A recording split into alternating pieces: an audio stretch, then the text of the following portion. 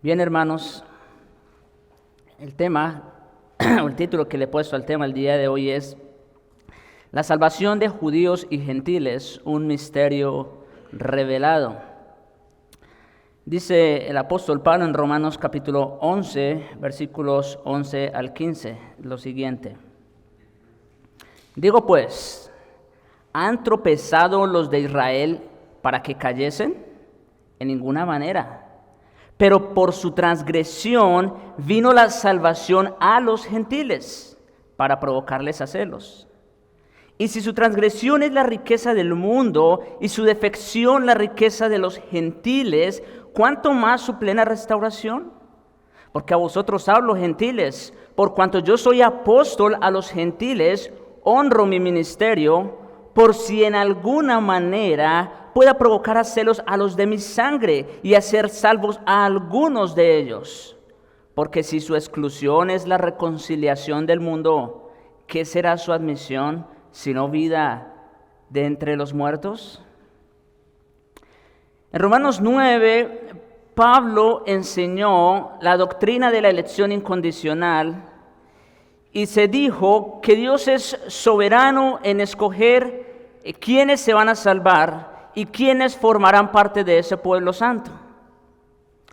De hecho, el apóstol afirma en los versículos 6 y 8 de Romanos 9, no que la palabra de Dios haya fallado, porque no todos los que descienden de Israel son israelitas, ni por ser descendientes de Abraham son todos hijos, sino en Isaac te será llamada descendencia. Esto es una explicación.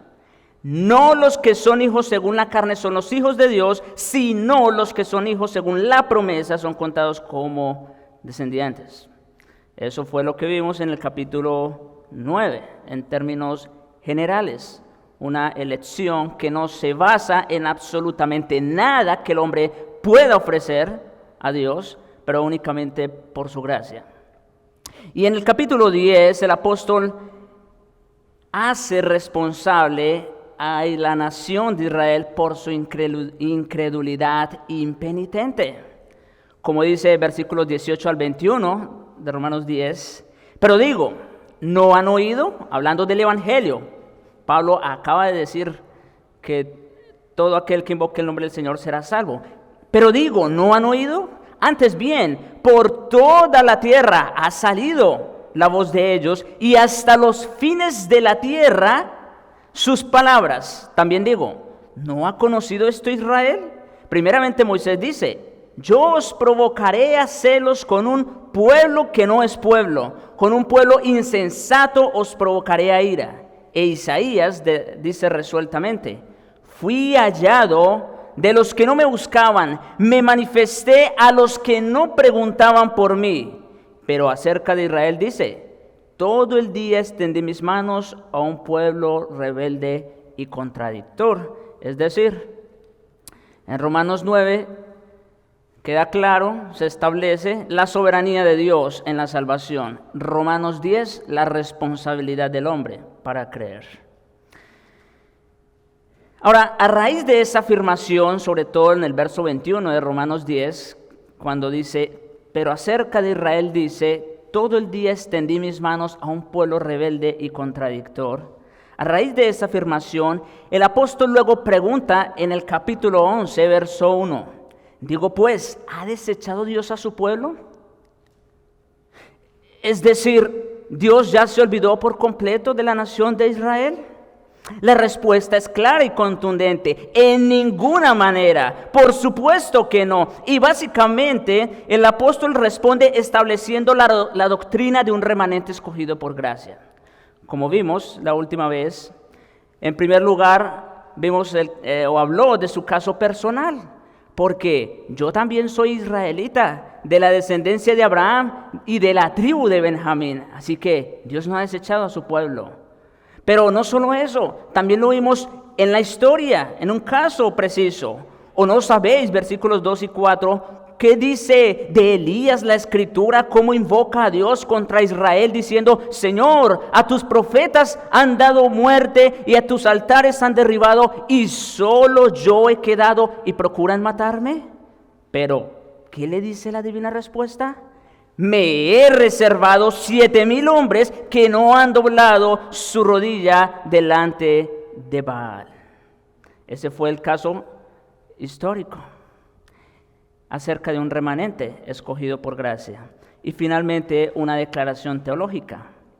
Así también, versículo 5, aún en este tiempo, dice Pablo, ha quedado un remanente escogido por gracia. Ese es el argumento entonces con el cual Pablo defiende la posición de que Dios no ha desechado a su pueblo por completo.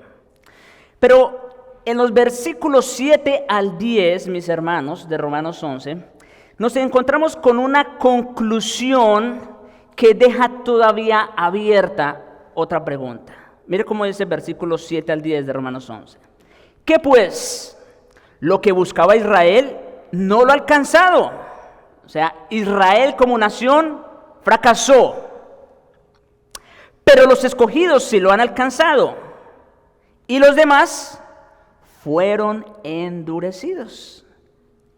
Y los demás fueron endurecidos. Como está escrito, Dios les dio espíritu de estupor, ojos con que no vean, oídos con que no oigan, hasta el día de hoy. Y David dice, se ha vuelto su convite en trampa y en red, en tropezadero y en retribución. O sea, que reciban conforme a su pago, conforme a sus hechos. Sean oscurecidos sus ojos para que no vean, y agóbiales la espalda para siempre. Pablo, entonces, ahora está haciendo mención de aquellos que fueron endurecidos, si se dan cuenta, ¿no? Y de hecho las referencias que trae tanto de Moisés como de Isaías y de David están haciendo referencia a esa parte del pueblo que fue endurecida, y los demás fueron endurecidos. A partir de esa conclusión, mis hermanos, surge la inevitable pero trascendente pregunta. Digo pues, versículo 11, primera parte.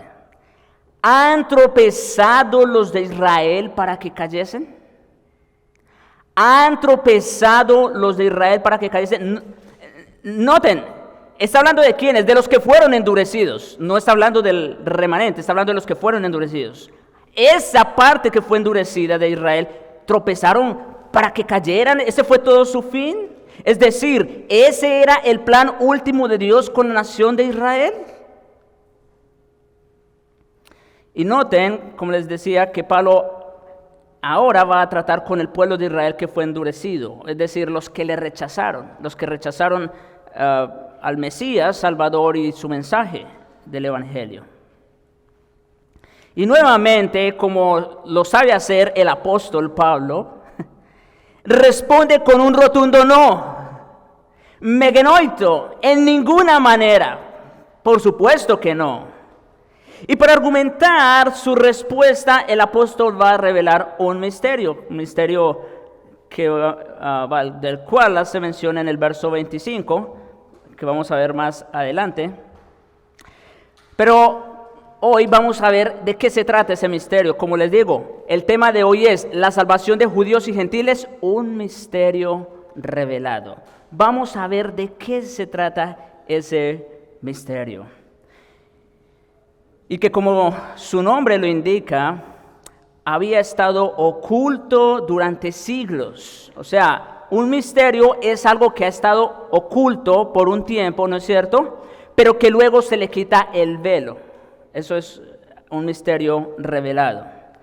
Ahora, en la plenitud de los tiempos, se ha dado a conocer por medio de la enseñanza apostólica. Miren, vayan conmigo a Efesios capítulo 3, versículos 5 y 6, por favor. Porque es en torno a la enseñanza de este texto que vamos a poder entender con mayor exactitud de qué se trata ese misterio del cual Pablo nos va a hablar en Romanos 11. Efesios capítulo 3, versículos 5 y 6. Dice, misterio, está hablando de un misterio, ¿sí se dan cuenta? Misterio que en otras generaciones no se dio a conocer a los hijos de los hombres. Por eso les digo, es algo que había estado oculto, ¿no es cierto? Durante siglos, durante eras. como ahora es revelado o se es quitado el velo a sus santos apóstoles. Es decir, que, como lo hemos dicho también en la enseñanza de la escuela dominical otras veces, Cristo le dio o le concedió a sus santos apóstoles el privilegio de revelarle los secretos o los misterios del reino. Y dice aquí que ese misterio ahora es revelado a sus santos apóstoles y profetas por el Espíritu. ¿Y cuál es ese misterio? Dice el versículo 6. Que los gentiles son coherederos. Ahora, noten la palabra, coherederos, es decir, hay una participación de alguien más. Y miembros del mismo cuerpo. Y copartícipes, ¿con quiénes? Pues con los judíos. Ahora, o sea, las promesas habían sido dadas ¿a quiénes? A los judíos en el antiguo pacto. Eso es claro, ¿no es cierto? Pero dice que ahora los gentiles vienen a ser coherederos, copartícipes y miembros del mismo cuerpo con los judíos. ¿De qué? De la promesa en Cristo Jesús por medio del Evangelio. Así que de eso se va a tratar el misterio. Esto en términos generales, por supuesto, esto solo es una afirmación de lo que es el misterio, pero que, como digo, en el día de hoy vamos a ver en más detalle cómo es que funciona, cómo es que nosotros los gentiles ahora pasamos a ser, dice aquí, coherederos, copartícipes y miembros de un mismo cuerpo. Entonces, lo que ahora va a hacer el apóstol, como les digo, es explicar cómo se desarrolla ese misterio dentro del plan de redención. Y básicamente vamos a ver dos partes que componen ese misterio. En primer lugar vamos a hablar de la salvación de los gentiles y luego vamos a hablar de la salvación de los judíos. Salvación de gentiles y salvación de judíos. Versículo 11, segunda parte. Pero por su transgresión, estamos en Romanos 11, pero por su transgresión, ¿la transgresión de quiénes? De los judíos. Vino la salvación a los gentiles. Esa es la primera declaración que tenemos aquí, clara.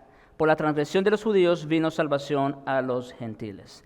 En primer lugar, vemos entonces que el rechazo de la nación de Israel trajo como resultado, ¿qué cosa? Salvación a los gentiles. Salvación a los gentiles. Algo sencillamente impensable, inimaginable, mis hermanos. Es verdad, escuchen, es verdad que desde el principio la simiente de la mujer que aplastaría la cabeza de Satanás representaba no solo a un pueblo étnico, sino a muchos descendientes de Adán. Es claro. Allí Dios no dice que la simiente va a ser representante solamente de una parte. No, es universal en ese sentido. También es verdad que cuando Dios llama a Abraham, el padre físico de los judíos, para ser el representante de los hombres de fe, le promete en Génesis 22:18, en tu simiente, y como dice Pablo en su comentario de Gálatas, habla en singular, la cual es Cristo, en tu simiente serán benditas todas las naciones de la tierra. O sea, que este misterio que había estado oculto durante siglos, durante eras, ya se había mencionado, por decirlo de alguna manera. Ya se había dicho algo sobre ese misterio. No se sabía cuál era, no se sabía cómo iba a funcionar, cómo se iba a desarrollar, pero ya se había mencionado el misterio. Es decir, Dios en su soberanía y sabiduría ya había determinado salvar a gente de toda lengua, pueblo, tribu y nación. Eso está claro. Sin embargo, es interesante que cuando nuestro bendito Señor llama a los 12 en Mateo capítulo 10, y específicamente en los versículos 5 al 6, les dio instrucciones diciendo, escuchen cómo dice el Señor Jesucristo. por camino de gentiles no vayáis, y en ciudad de samaritanos no entréis, sino id antes a las ovejas perdidas de la casa de Israel. Ahora, la pregunta es, ¿está contradiciendo el Señor lo que ya Dios había dicho desde tiempos antiguos? ¿Por qué el Señor habla en esos términos? ¿Por qué dice, por camino de gentiles no vayan y en ciudad de samaritanos no entréis? ¿Por qué dice eso?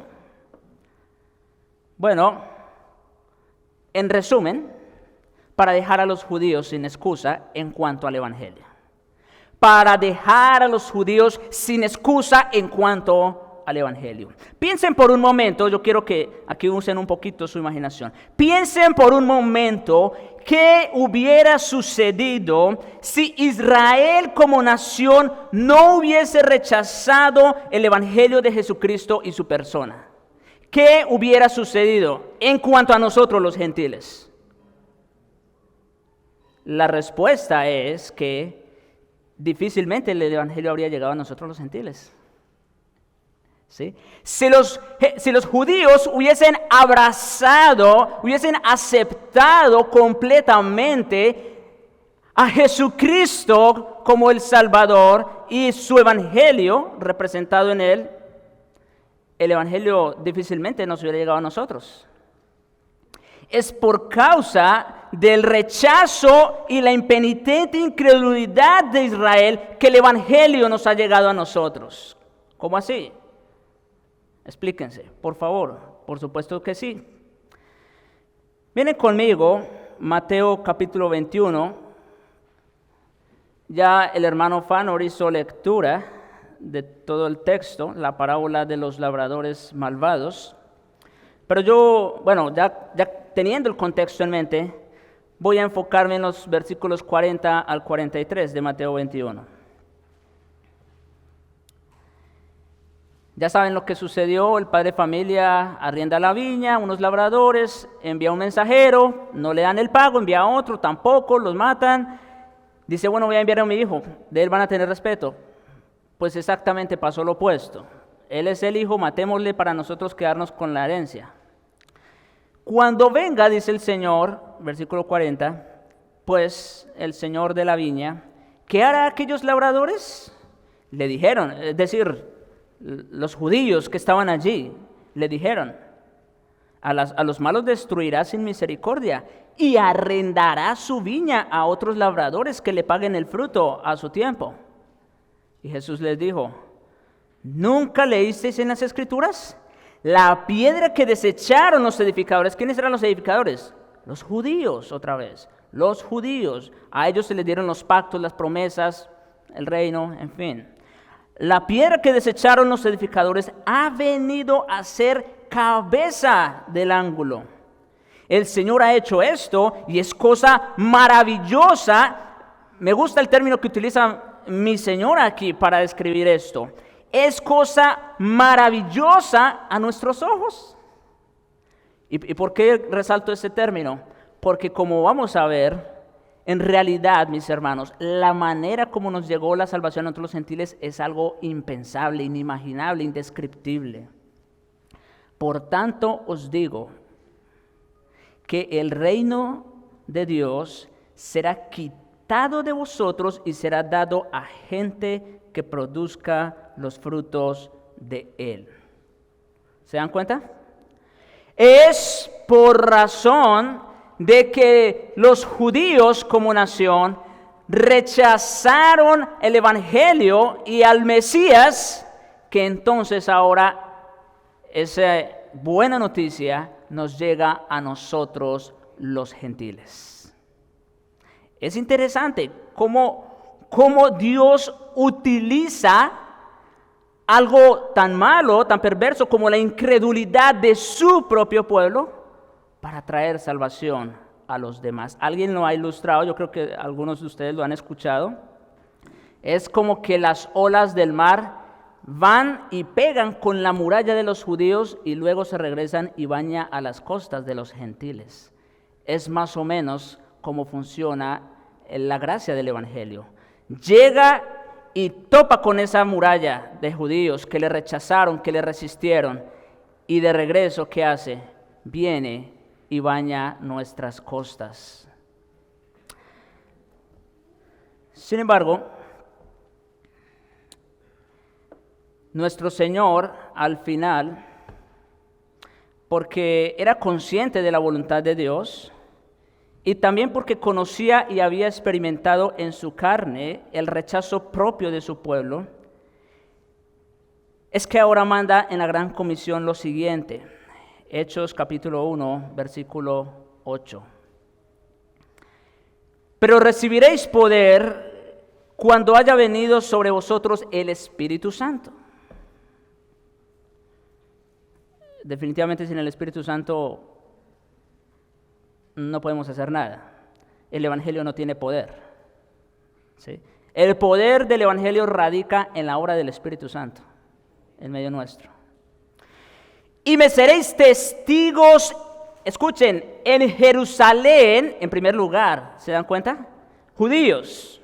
Me seréis testigos en Jerusalén, en toda Judea. Todavía tiene que ver con el pueblo de Dios. En Samaria, ya se está abriendo un poco más, y hasta lo último de la tierra. ¿Se dan cuenta? El mismo Señor que dijo, miren, por camino de gentiles no vayáis y en ciudad de samaritanos no entréis. Ahora dice, mire, vayan por el Espíritu Santo, vayan y prediquen el Evangelio a Jerusalén, en toda Judea, en Samaria y hasta lo último de la tierra. Entonces, no era que nuestro Señor estaba en contra de lo que Dios ya había planeado hacer. No. Es que el Señor lo hizo para dejar sin excusa a los judíos. Que ellos también tenían que recibir ese evangelio. Ellos tenían que saber que Jesucristo era el cumplimiento pleno de todas las promesas y profecías que se habían hecho bajo el antiguo pacto. Ahora, ¿qué pasó?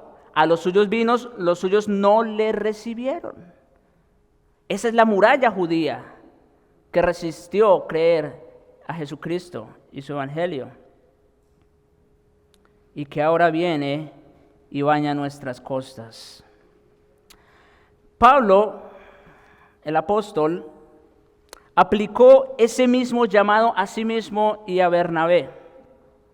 Los dos hombres declararon a judíos celosos y resentidos en Antioquía de Pisidia y en presencia de muchos gentiles lo siguiente, Hechos capítulo 13, versículos 46 al 47. A vosotros, a la verdad, era necesario que se os hablase primero la palabra de Dios. Está hablando a judíos. Ellos, en cumplimiento de la gran comisión, de lo que Cristo les había mandado, van y hablan a los judíos primeramente. De hecho, cada vez que Pablo llegaba a una ciudad, donde iba en primer lugar era ¿dónde? A la sinagoga. Y si no había sinagoga, pues donde se reunían los judíos. Ahora, mire lo que sigue. Mas puesto que la desecháis, ¿qué cosa? La palabra de Dios, el evangelio, y no os juzgáis dignos de la vida eterna, he aquí nos volvemos a los gentiles. Es el mismo hecho, ¿se dan cuenta? Llegan ellos, predican el evangelio, se encuentran con esa muralla judía y entonces dice, ok, nos volvemos a los gentiles. Porque así nos ha mandado el Señor diciendo, te he propuesto para luz de los gentiles a fin de que seas para salvación hasta lo último de la tierra. Algunos años más tarde, mientras predicaba a judíos incrédulos y blasfemos en Corinto, Pablo les dijo en Hechos 18:6, les dijo, sacudiéndose los vestidos, eso también lo utiliza el Señor cuando manda a los 12, ¿recuerdan? En el mismo contexto donde les dice, mire, por camino de gentiles no vayáis, en ciudades samaritanos no entréis, antes id a las ovejas perdidas de la casa de Israel. Pero ¿qué les dice más adelante en ese mismo texto? Les dice que si no lo recibieran en esa ciudad, que si no hay alguien digno de quedarse allí, ¿qué dice? Sacudid el polvo de vuestro calzado. y váyanse para otro lugar. Y aquí mire el apóstol lo que hace. No sé, pero pienso que el apóstol pudo haber pensado en esas palabras del Señor cuando dice, sacudiéndose los vestidos, dijo, vuestra sangre sea sobre vuestra propia cabeza. Yo, dice el apóstol, limpio, desde ahora me iré a los gentiles. Entonces, el apóstol está cumpliendo la gran comisión. El apóstol va y le predica el evangelio a los gentiles. Pero ¿qué pasa? Se encuentra con esa muralla de judíos. En las últimas palabras registradas que dirigió a sus incrédulos parientes según la carne, el apóstol les dijo en Hechos 28, versículos 25 al 28 lo siguiente. Bien habló el Espíritu Santo por medio del profeta Isaías a nuestros padres diciendo, ve a este pueblo, judíos, y diles, de oído oiréis y no entenderéis, y viendo veréis y no percibiréis, porque el corazón de este pueblo se ha engrosado, o se ha endurecido, y con los oídos oyeron pesadamente, y sus ojos se han cerrado para que no vean con los ojos, y oigan con los oídos, y entiendan de corazón, y se conviertan, y yo los sane. Sabed pues, miren cuál es la conclusión a la que llega. Sabed pues que a los gentiles es enviada esta salvación, y ellos oirán. ¿Se dan cuenta, mis hermanos? Esto es algo sumamente glorioso, maravilloso, como dijo nuestro Señor en Mateo 21. Que Dios, de alguna manera, usara algo tan abominable como la incredulidad, el rechazo de la nación de Israel para traer salvación a los gentiles, es algo sumamente glorioso. Y eso fue lo que ocurrió precisamente. Eso fue lo que ocurrió con la predicación del Evangelio. Se encontró con una muralla de judíos para luego venir y bañarnos a nosotros. Entonces, eso en primer lugar, esa es la primera parte del misterio revelado. Incredulidad de Israel, salvación para los gentiles. Pero eso no es todo el misterio. Todavía hay algo más, hay otra parte envuelta en ese misterio que también es sumamente gloriosa, y es la salvación de los judíos. Salvación a los judíos. Versículos 11, tercera parte, hasta el versículo 15.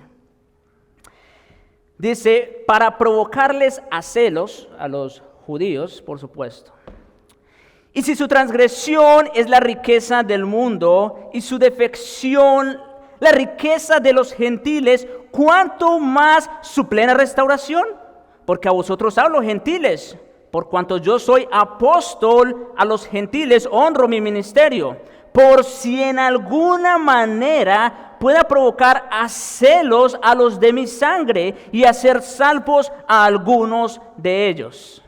Porque si su exclusión es la reconciliación del mundo, ¿qué será su admisión sino vida de entre los muertos? Noten, el apóstol está dirigiéndose a gentiles ahora, ¿sí se dan cuenta? Es decir, a los no judíos. Se está dirigiendo a los no judíos. Y esto es bien importante porque el apóstol lo escribe a nosotros, como vamos a ver más adelante, no será hoy, pero si Dios quiere en la próxima predicación, vamos a ver que Pablo quiere tratar con el orgullo y la arrogancia gentil. Así como ya ha tratado muchas veces con el orgullo y la arrogancia judía, ahora va a tratar con el orgullo y la arrogancia gentil. Pero bueno, es sumamente importante lo que sigue, mis hermanos. Porque recuerden que estamos respondiendo la pregunta, ¿han tropezado los de Israel para que cayesen? Esa es la pregunta general con la que iniciamos, ¿recuerdan? Y ya se respondió negativamente. Se dijo que la incredulidad de Israel trajo como resultado la salvación a los gentiles, ¿no es cierto? Sin embargo, eso no es todo. Ahí no termina el propósito de dicho tropiezo. Ahí no termina el propósito del endurecimiento de Israel como nación.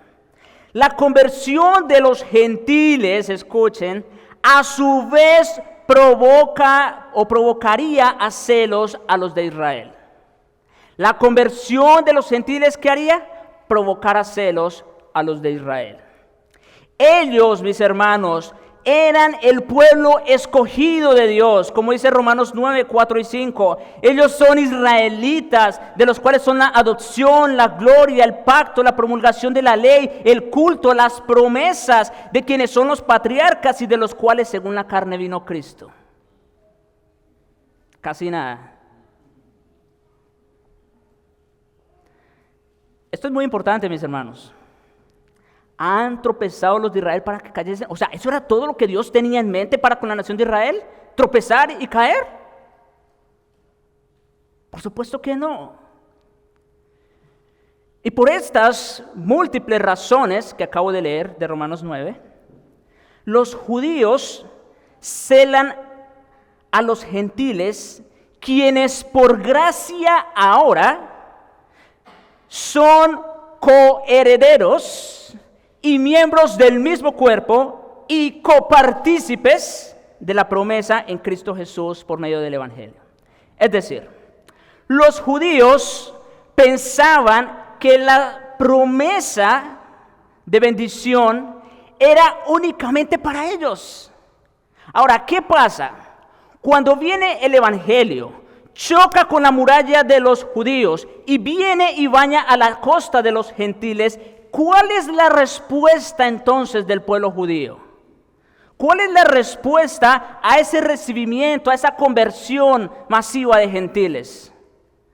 Celos, ¿no es cierto? Celos. ¿Cómo puede ser que esas promesas que eran nuestras, que fueron dadas a nuestros padres, ahora se están beneficiando otros que no tienen nada que ver? ¿Se dan cuenta?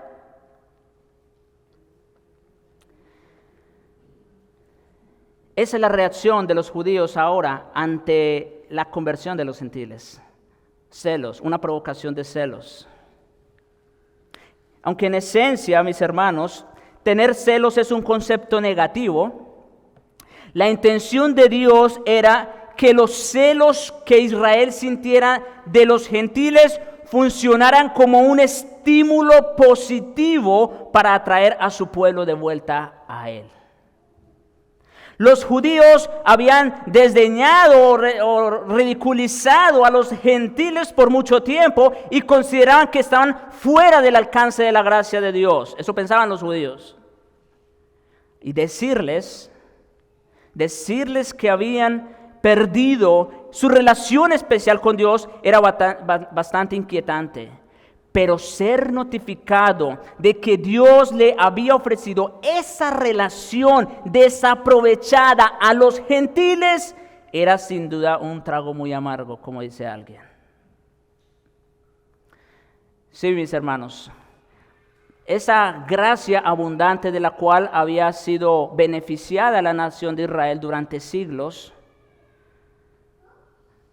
ahora había sido pasada a los gentiles. Y eso para ellos era algo sumamente amargo. Pero Dios quiso hacerlo de esa manera. Dios quiso, vamos a decir que Dios en su soberanía permitió que el corazón de los judíos fuera endurecido para de esa manera entonces el evangelio llegara a los gentiles. Y una vez el evangelio llegara a nosotros los gentiles, entonces provocarlos a ellos a celos para volverlos a traer. Pablo ya había recordado a sus lectores judíos acerca de la revelación de Dios en la antigüedad con respecto a su propósito para los gentiles por medio de Moisés, como vimos en Romanos 10, 19 y 20. Yo os provocaré a celos con un pueblo que no es pueblo, con un pueblo insensato os provocaré a ira. Y por medio de Isaías dice, fui hallado de los que no me buscaban, me manifesté a los que no preguntaban por mí. No obstante, el propósito último que Dios tenía al relegar a Israel no era alejar aún más a su pueblo. No, mis hermanos, quitémonos esa venda de una vez por todas. El propósito que Dios tenía al relegar a Israel no era alejarlo definitivamente, sino traerlos de vuelta a Él. Lo que quiso fue confrontarlos cara a cara con su propio pecado y todas sus consecuencias. Que se dieran cuenta de que estaban alienados o separados de Jehová y conocieran su necesidad de la salvación que Él ofrecía ahora a los gentiles. Y como va a decir más adelante, para que de la misma manera que nosotros los gentiles fuimos salvos por su misericordia, ahora ellos también alcancen misericordia. Cuando los judíos ven que el Señor derrama sobre la iglesia gentil bendiciones que estaban reservadas para Israel, algunos de ellos desean esa bendición, mas algunos de ellos, vuelvo y retomo la idea, cuando los judíos ven que el Señor derrama sobre la iglesia gentil las bendiciones que estaban reservadas para Israel, algunos de ellos desean esa bendición para ellos mismos y acuden en arrepentimiento y fe al Señor Jesucristo. Esa es la idea, mis hermanos, por la cual el Señor permitió tal incredulidad y que ahora, una vez salvo los gentiles, entonces el Evangelio les llegue a ellos nuevamente.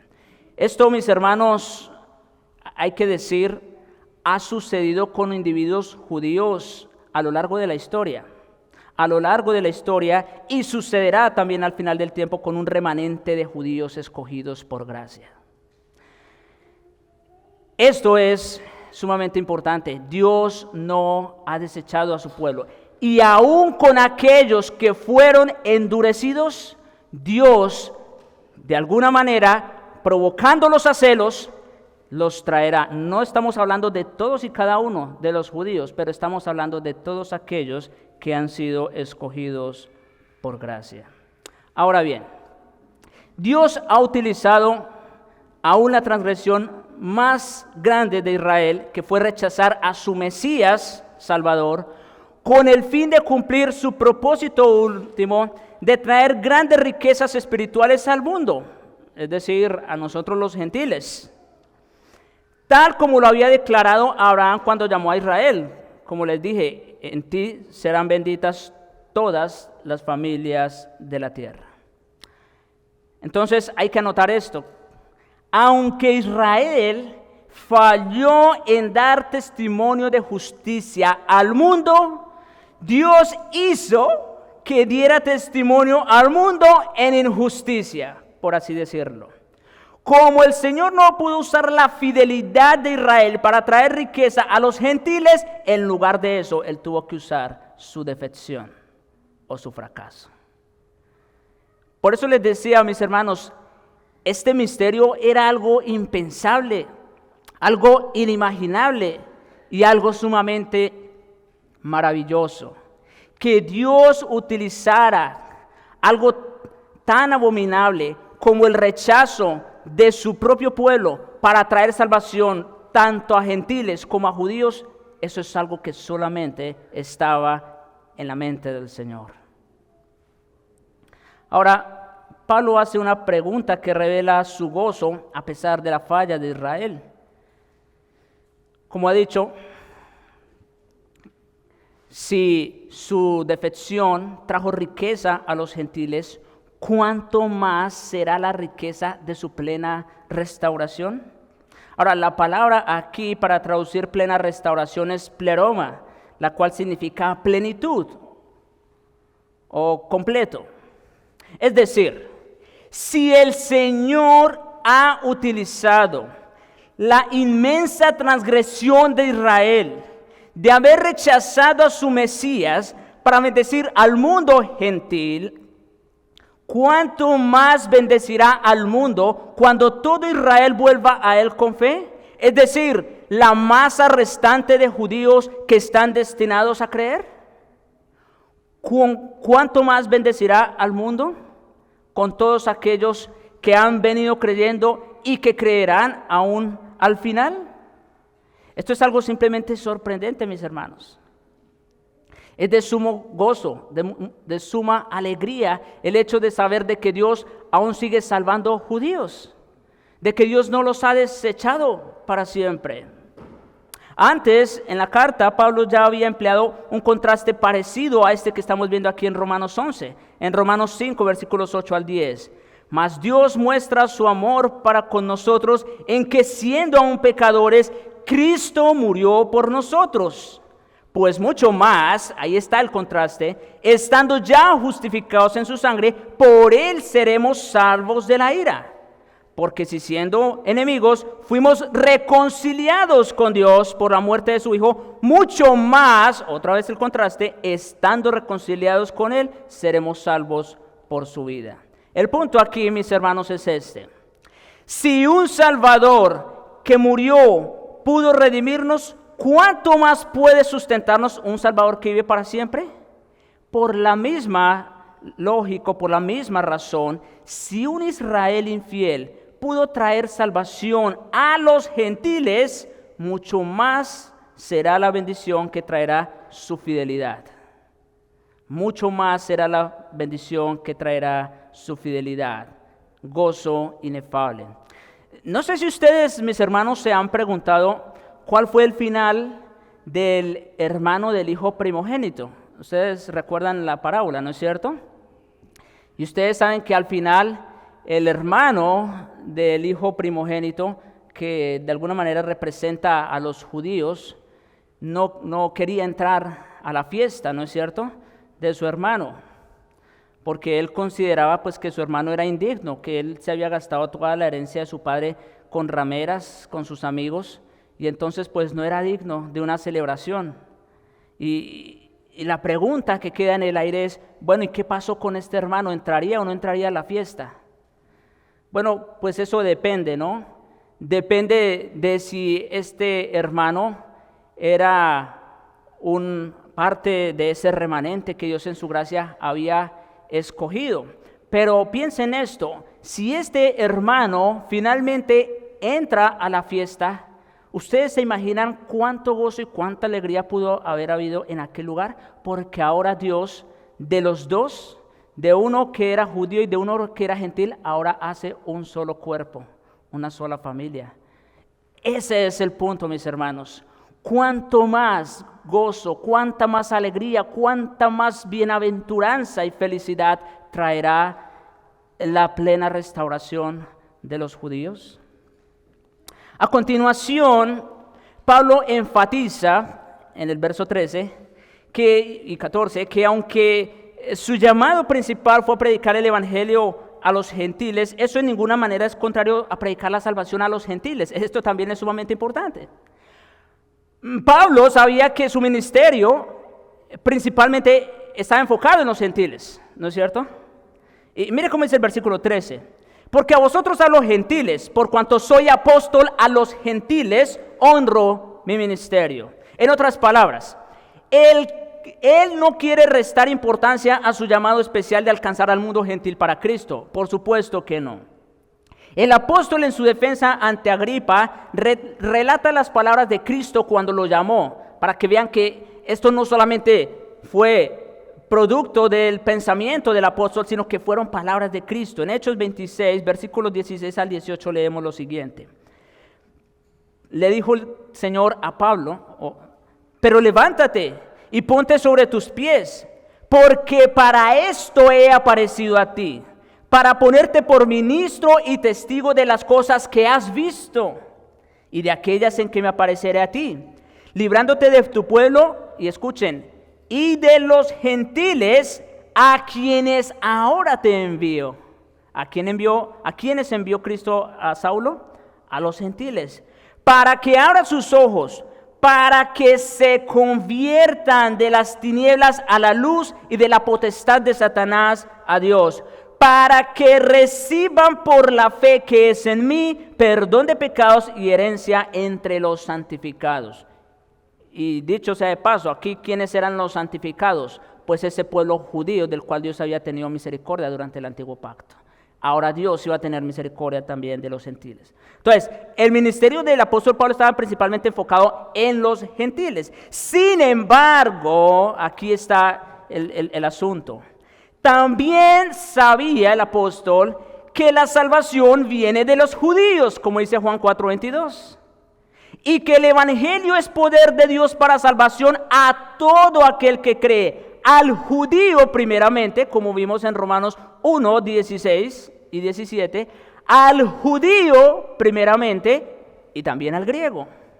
Noten, me llama la atención, mis hermanos, que desde que el apóstol empieza a presentar el evangelio en la epístola de Romanos, una iglesia mayormente gentil, empieza diciendo que el evangelio es poder de Dios para salvación a todo aquel que cree, al judío primeramente. Para que no pierdan el enfoque, para que no crean que los gentiles, como algunos creen, hemos venido a sustituir a los judíos. No. Los gentiles no hemos venido a sustituir a los judíos. Es que ahora venimos a formar un solo cuerpo o un solo olivo, como vamos a ver más adelante. Además de ese conocimiento de que la salvación venía de los judíos y era principalmente para ellos, además de ese conocimiento, el apóstol tenía un gran amor personal por sus coterráneos judíos y gran tristeza, como dice Romanos 9, versículos 3 y 4, gran tristeza y continuo dolor en su corazón, porque deseara yo mismo ser anatema, maldito, separado de Cristo, por amor a mis hermanos, los que son mis parientes según la carne, que son israelitas. Imagínense ustedes si el apóstol Pablo no iba a tener un afecto entrañable por sus hermanos. Es como que yo les preguntara a ustedes, si ustedes desean en su corazón que sus familiares, aquellos que no son creyentes, algún día lleguen a la fe.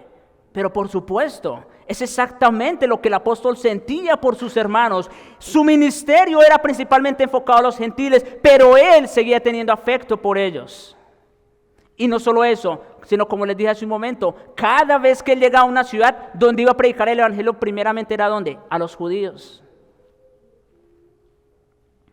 Era indudable que el anhelo de su corazón y su oración a Dios por Israel era para salvación. Su llamado especial y amor para el mundo gentil no salvo, no disminuía en ningún grado su afecto por individuos gentiles no salvos. Es decir, su ministerio de predicar el evangelio a los gentiles no disminuía en nada su conocimiento y su afecto por estos judíos no salvos. Por esa razón, mis hermanos, no trata de justificar su propia intención, que también reflejaba la intención del Señor, de encontrar la manera, como dice el verso 14 de Romanos 11, la manera de provocar a celos a los de su sangre y hacer salvos a algunos de ellos. Además, entonces, de querer traer a los gentiles a la salvación para su propio, para el beneficio de ellos, también quería que su salvación, la salvación de los gentiles, fuera un instrumento usado por Dios para redimir a los judíos. En otras palabras, el apóstol Pablo era consciente de que cada vez que predicaba el evangelio a los gentiles, y entre más convertidos gentiles llegaran a la fe, de esa manera entonces él también iba de alguna manera lograr alcanzar a un mayor número de judíos para que fueran salvos. Eso es un misterio, mis hermanos. Eso no estaba en la mente de nadie, por supuesto que no, mucho menos de un judío. Pero de eso consiste, o de eso se trata el misterio. Y dice en el versículo 15 de Romanos 11, porque si su exclusión, es decir, la exclusión de las bendiciones espirituales, de las promesas de Dios, redunda en la reconciliación del mundo, ¿qué será su admisión sino vida de entre los muertos? La tragedia de su exclusión, mis hermanos, esto es sumamente hermoso, la tragedia de su exclusión, de la exclusión de los judíos, será superada por la gloria de su admisión. ¿No les parece maravilloso, como dijo el Señor? La tragedia de su exclusión será superada por la gloria de su admisión. ¿Cuál será el efecto o resultado de su admisión, como dice el apóstol, sino vida entre los muertos? Eso mismo es Así como nosotros estábamos muertos en nuestros delitos y pecados, Dios de alguna manera quiso encerrarlos también a ellos en esa condición para también a ellos mostrarles misericordia. Por eso es vida entre los muertos. Y quiero hacer un comentario rápido. Cuando Pablo habla sobre vida entre los muertos, Pablo no estaba refiriéndose a la resurrección corporal como resultado de la conversión masiva de judíos al final de los tiempos. No, eso no es lo que está hablando. Tampoco estaba hablando del renacimiento de Israel como nación y el nuevo nacimiento del mundo entero en un reino glorioso y milenario de Cristo sobre la tierra. No. Estaba hablando acerca de recibir vida espiritual como un don de gracia que erradica la muerte espiritual, que es la paga de la incredulidad. A eso se refiere. Que su admisión será vida de entre los muertos. Porque ese rechazo, esa incredulidad impenitente de Israel hacia el Mesías, los dejaba excluidos, los dejaba muertos espiritualmente. Pues entonces, ¿qué será su admisión sino vida de entre los muertos? Pablo ya había usado una expresión similar en Romanos 6:5, donde dice: porque si fuimos plantados juntamente con él en la semejanza de su muerte, así también lo seremos en la de su resurrección. Y como vimos en aquel momento, el significado de resurrección aquí, como en muchos de los escritos paulinos, tiene que ver con la vida nueva, muerte al pecado, de la cual ahora nosotros los creyentes venimos a ser parte. Mire, el versículo 4 y versículo 6 y versículo 11 de Romanos 6 responden a eso. Así también nosotros andemos en vida nueva. De eso está hablando la resurrección. Versículo 6. Para que el cuerpo del pecado sea destruido, a fin de que no sirvamos más al pecado. De eso se trata la resurrección. Y versículo 11. Así también vosotros consideraos que muertos al pecado, pero vivos para Dios en Cristo Jesús, Señor nuestro. De la misma manera, cada vez que un judío llega a la salvación, llega a la fe en Jesucristo, es como la resurrección de un muerto.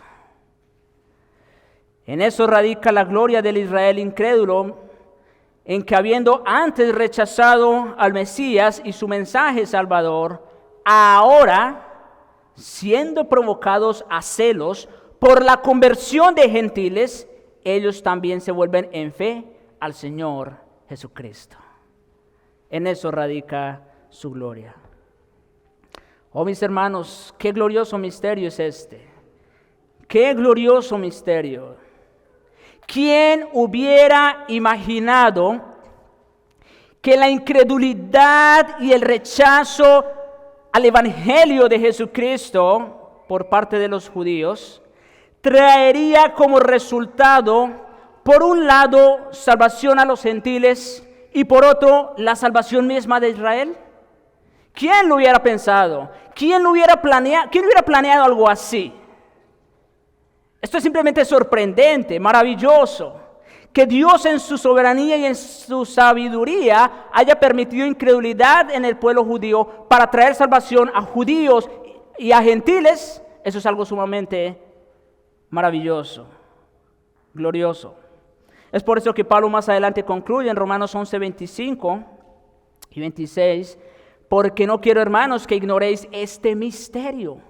Y miren, cuando lleguemos aquí al versículo 25, ya sabemos de qué estamos hablando entonces. Ya sabemos cuál es ese misterio. Vuelvo y leo. Porque no quiero, hermanos, que ignoréis este misterio. ¿Cuál? Que Dios usó la incredulidad de los judíos para traer salvación a los gentiles y a los judíos. Y dice, para que no seáis arrogantes en cuanto a vosotros mismos. Que ha acontecido a Israel endurecimiento en parte. Y es parcial porque, como hemos dicho, Dios siempre ha tenido un remanente escogido por gracia. ¿Hasta cuándo? Hasta que haya entrado, ¿qué? La plenitud de los gentiles. Esa es la salvación de los gentiles. Y luego, o así, como dicen otras traducciones, todo Israel será salvo. Todos y cada uno de aquellos que han sido escogidos por la gracia del Señor. Unas aplicaciones para terminar. Primero, amados hermanos, vamos a aterrizar este mensaje. Yo sé que he estado hablando de judíos, de gentiles, parece que no tiene nada que ver con nosotros. No, es al contrario, tiene todo que ver. Amados hermanos, alabemos a Dios como lo hace Pablo más adelante. Oh, profundidad de las riquezas, de la sabiduría y de la ciencia de Dios, ¿no es cierto? Pablo alaba la sabiduría de Dios porque, otra vez, esto es un misterio que nadie se le hubiera corrido, era impensable. Alabemos a Dios y demos gracias porque en su soberanía y sabiduría Dios tomó algo tan repugnante como la incredulidad y el rechazo de su propio pueblo para traer salvación a nosotros los gentiles. Que como dice Efesios 2:12, estábamos sin Cristo, alejados de la ciudadanía de Israel, ajenos a los pactos de la promesa, sin esperanza y sin Dios en el mundo. Pero ahora, en Cristo Jesús, vosotros, gentiles, que en otro tiempo estabais lejos, habéis sido hechos cercanos por la sangre de Cristo. Alabemos a Dios y demos gracias por esa sabiduría tan infinita. En segundo lugar, amados hermanos, es nuestra responsabilidad, quiero ser enfático en esto, es nuestra responsabilidad ser diligentes en orar por los judíos. ¿Lo hacemos? Pero no solo eso. También es nuestra responsabilidad predicar fielmente el Evangelio a todo el mundo. ¿Lo hacemos? ¿Y saben por qué? Para que de alguna manera provocarlos a celos y causar, como Pablo, que algunos de ellos sean salvos, como lo mandó nuestro bendito Señor y como lo hizo el apóstol. El Señor nos concede esa gracia de orar por ellos y de predicar el Evangelio a todo el mundo. No vamos a ir a buscar dónde están los judíos para predicarles el Evangelio. Eso no es lo que está mandando el Señor. Vamos a predicar el Evangelio a todo el que esté a nuestro lado. ¿Sí? A todo el mundo. Para que los judíos, viendo la conversión masiva de gentiles, ellos sean provocados a celos y de esa manera también vengan a la fe. Esa es nuestra responsabilidad como creyentes. Y en tercer lugar, apreciado oyente, no importa si tú eres antisemita o amante de los judíos, o sea, si estás en alguno de los dos bandos. Porque mientras permanezcas en incredulidad y rechazo al Evangelio de Jesucristo, tú estás en una condición igual o peor que la de los judíos incrédulos. Mientras permanezcas en incredulidad, estás en una condición igual o peor que la de los judíos incrédulos. Mire cómo dice Hebreos 10, versículos 28 y 29. El que viola la ley de Moisés pregunta, ¿quiénes eran los que iban a violar la ley de Moisés? Sino los judíos, porque a ellos les fue dada esa ley.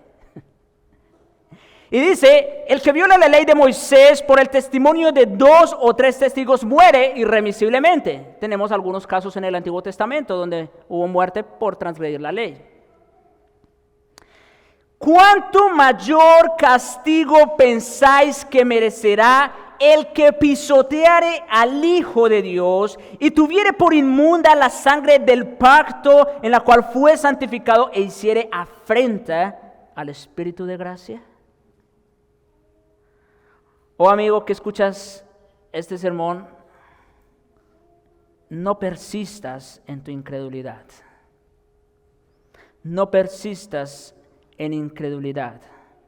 Porque si antes el que violaba la ley de Moisés moría, ¿cuánto mayor castigo piensa que tendrá todo aquel que pisoteare al Hijo de Dios y hacer afrenta al Espíritu de gracia? Y alguien puede decir, no, pues yo no estoy pisoteando a Cristo. Cada vez que se predica el Evangelio y tú te opones o tú te resistes venir a Jesucristo, lo estás pisoteando. No persistas en tu incredulidad. Ven a Cristo ahora en arrepentimiento y fe. Oremos.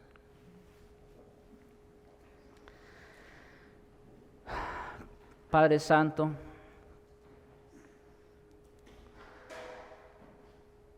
bendito Señor, cuán grandes, Señor, son tus palabras, misterios que en otro tiempo no habían sido revelados, pero que ahora en la plenitud de los tiempos nos los has dado a conocer por medio de los apóstoles. Te alabamos, Señor, por este plan, Señor, este plan tan grande, tan maravilloso. Gracias te damos que aún tomando algo tan repugnante como la incredulidad y el rechazo de tu pueblo escogido, hayas traído salvación a nosotros los gentiles. Oh Señor, eso es impensable. Pero mucho más el hecho de que ahora, Señor, por nuestra conversión, tú ahora traigas a los mismos judíos a la fe. Te alabamos, Señor, por esa sabiduría tan infinita. Y también, Señor, te rogamos que nos des la gracia de orar por ellos y de predicar fielmente el Evangelio, para ganar a muchos de nuestros hermanos, a muchos de entre nosotros los gentiles, pero también para que de alguna manera, provocados a celos, puedan ser salvos otros judíos.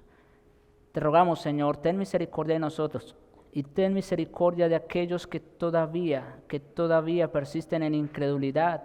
Señor, quita ese corazón de piedra y dales uno de carne, uno que sea sensible a la predicación del Evangelio, que reciba en fe el mensaje de salvación. Porque te lo rogamos, Señor, en Jesucristo y para su gloria. Amén.